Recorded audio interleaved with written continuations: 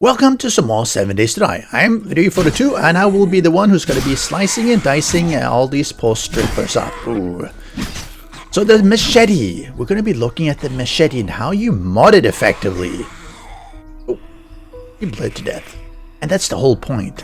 The machete is really for bleeding. You can hear, probably, yeah, you hear it. You hear the bleeding. Oh, and she bled to death. And that's really how you do it. You use it to bleed them, to slice them so they actually die when you are, hopefully, not too close and dying. But first, we're here at the Vedad Community Clubhouse because we have a new member. We are saying good morning and welcome to Clip, who's one of the new Master Vedites. So let's make sure we get him in here.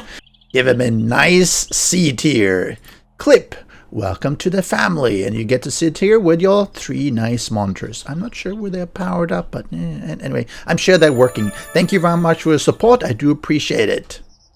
So like the previous times, we're going to go through the machete at different quality levels and how many mods it can contain. Of course, it's used for slicing and dicing. You have the regular attack, which is still slightly faster, and you have the heavy attack. And these are the mods that actually fit in. And I've, as usual, sort of graded them in the top row, the ones I normally would take. The second row, which could be useful. And the third row, just things that you would put on if you have nothing else. But let's look at quality 1. That one gives you 1 mod. And of course, the first one should be the color. Pink? Why not? Now, so let's look at what would you use it for. So the machete is really for slicing and dicing. And the way the perks work is that you inflict bleeding wounds, and depending on what attack you do, it inflicts more, and the amount it can take. Glancing blows might as well, and while they're bleeding, it doesn't say specifically how much it is, but it's 1 health point per tick, and they also run slower. So with that in mind, what would you do? So we have at the top level, where the Fortifying Grip, which heals you every 5 seconds if you're below 50%. Really useful if you have a long horde. Second is the Weighted Head mod, which adds a chance to stun and slow victims. Thirdly, Burning Shaft sets them on fire, always useful. We have the Rad Remover, which disables their radiation ability for 90 seconds, really good. And we have the Serrated Blade mod, which adds a 10% chance to cause a bleeding wound on a regular attack. Personally, because you can already bleed, I wouldn't really worry about an extra 10% chance to cause another bleeding wound. I would probably do something else. I would drop this one down here because it's actually not that useful. And before we actually tell you which one I prefer, let's rewind a little bit. So in previous versions, Alpha 16 and earlier, the machete was really good because you would decapitate enemies really well. That's really what it was all about. It was really difficult to use because it had a slight sort of a pinpoint accuracy that you had to apply. If you were slightly off, you wouldn't really hit. So compared to clubs, which were a lot more forgiving, but it no longer is the master of decaps. Now it's all set up to bleed. So while bleeding might be useful, and let's, oh, she died. So bleeding might be useful, but let's look at this cheerleader, feral one who has 237 health. Let's attack once. We'll see, 196, 5, 4. It's bleeding. I think it bleeds for about 20 or 30 hit points. If I do another one, you'll see it's still 1. One more, it's still 1 or 2 there. And now it's dead. So bleeding does help, but it takes a while. And you can imagine, if you have a bunch of them, bleed, bleed, bleed, bleed, and now they're pretty much all bleeding. But none is dead, well, except for this one. None of them are dead, and they will die eventually, but it takes so long. Bleeding is actually not extremely effective if you're in a stand-up fight because it takes so long for them to bleed. The way to do it is bleed them, and then run away so that it has time to actually take effect. Because those 20 or 30 hit points that is bleeding might actually kill them, but if they kill you first, then that doesn't really help you. So you really want to get away distance. And that's where the problem is. See, she died, and that's what's a good thing. But the problem is, if I'm attacking, and this is a feral one, by the time I turn around, they're going to be hitting me. And then I turn around and attack again, and they hit me once more. And of course, they're on blood mode because I will be dead otherwise. And you see, it's not that easy to hit them, run away, and allow the bleeding to really be effective because they're going to keep up with you. If they're just walking, it's different. But these ones were running because they're feral. So normal ones, yes, you can bleed them, but that's not super effective. And that brings me to what I would use. I would take the weighted head because I would want to try and stun and slow them, because you really need to slow them. They get a slow from the bleed, and you want to get a slow from the weighted head as well, and stun them if you can, so you can get away for a while and let the bleed take its course. At quality level 2, now you have, well, actually 2 and 3, now you have 2 slots for the modifiers. I would put on the weighted head mod because it really does help to stun and slow them down, and probably the fortifying grip mod because it will heal you, and you want to keep a little bit of distance, and you might as well heal up at that time. As we reach quality level 5, we now have 3 slots, and I would go for the weighted head, stun and slow them. I would go for the fortifying grip mod in order to actually heal up, and now, let's see, we could put on a burning shaft, actually let them burn, or we could do a rad remover. If it was a blood wound horde and you're out doing melee, I would probably use the rad remover. Otherwise, put on the burning shaft mod because, if nothing else, it looks awesome, plus it will set them on fire, or have a chance to rather. We now come to the top, quality 6, which has 4 modifier slots. So let's put on the color. It doesn't make any difference except it just makes it pink.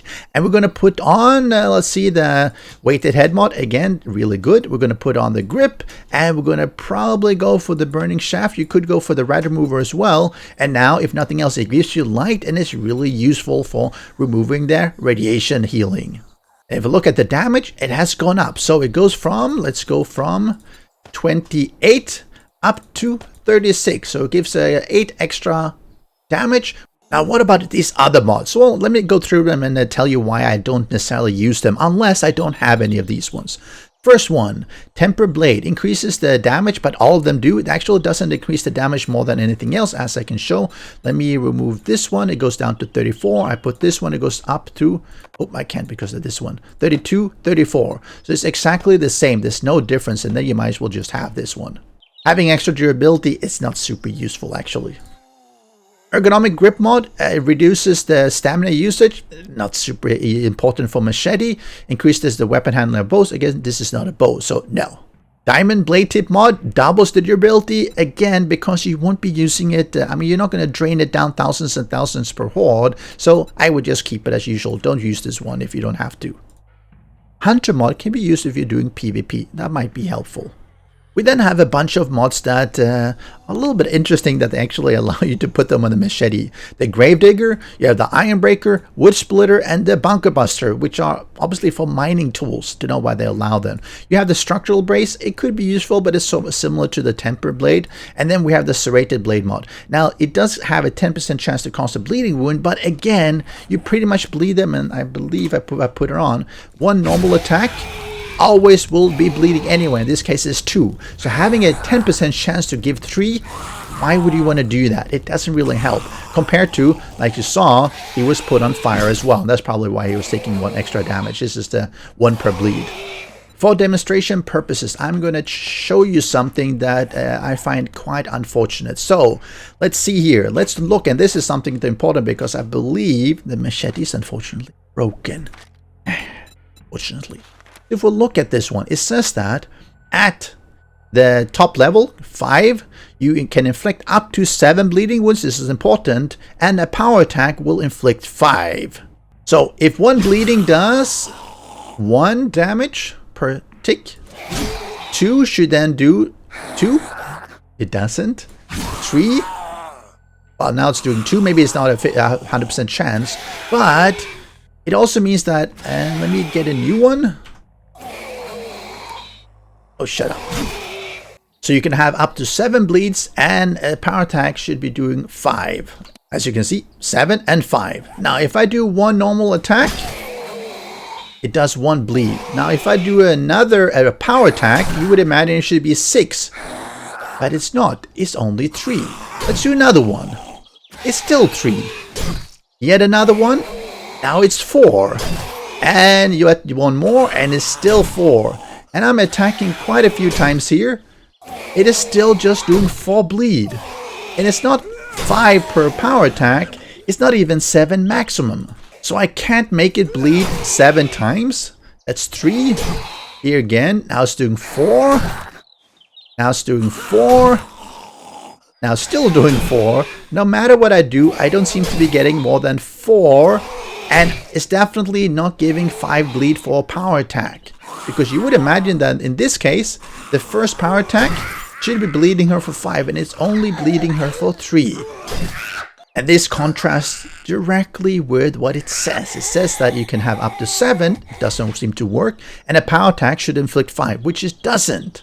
So what this means is really you need to have some light armor because you want to be really quick on your feet. You want to go in, slice them a couple of times, let them bleed, and then run away. Because at least if you have a group, they'll all be bleeding a little bit. But you might get killed because they're going to be hitting you before you have a chance to run away. And if you don't have enough stamina, then sorry, you're dead. Let's see here. I have 25 biker ferals. Of course, you might not necessarily have biker ferals, but they're going to be running. Let's assume it's at nighttime and maybe it's a big horde or something. And I've turned off my my god mode, and I'm going to be healing a little bit. I don't know if I can actually do this because I'm trying to go in, get a hit, and then run away. I got really good armor though, and I'm really high level. So you see I'm still losing a fair bit of hit points. Fortunately, I'm healing though. I'm taking a fair bit of damage, and I'm trying to really bleed them. And now I'm bleeding as well, unfortunately. And yep, you see, with really good armor, I'm still not able to do this. I am able to kill a little bit, but I can't get away enough. And because I didn't bring any bandages, unfortunately, that means that I'm going to bleed to death. Oh no, I survived. I didn't bleed to death. Yes, but he killed me anyway. And I think that's the problem with the machete. Bleeding doesn't really help enough. Sorry. So this is how I would mod it, but I would probably try to use a different weapon. Sorry, Alpha 18 machete is not super useful. But what do you think? Would you use it? Do you have any other way of modding it or different tactics? If you're standing behind walls and the zombies can't get to you, then maybe bleeding might be helpful, but just killing them usually works as well. Because if the zombies are running, they'll probably chase you down, and then you don't really have time to allow the bleed to help. Well, let me know in the comment section below, and I'll see you next time. Special thanks to the great patrons supporting the channel. If you would like to join the vetted community and support these videos, do follow the Patreon link.